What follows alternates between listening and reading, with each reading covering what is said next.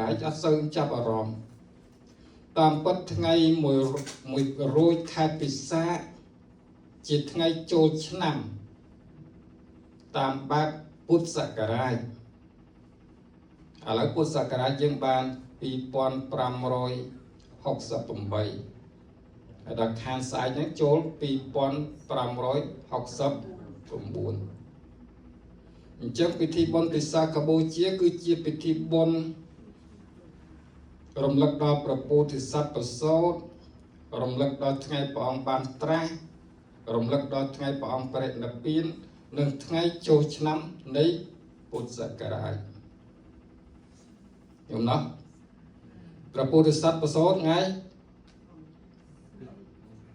ភ្លេចបាត់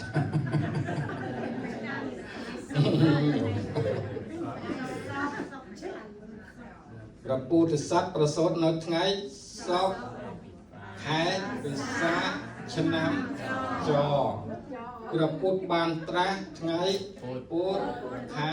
ពិសាឆ្នាំដល់កាព្រះពុទ្ធបានត្រាស់ថ្ងៃព្រះពុទ្ធបរិនិព្វានថ្ងៃ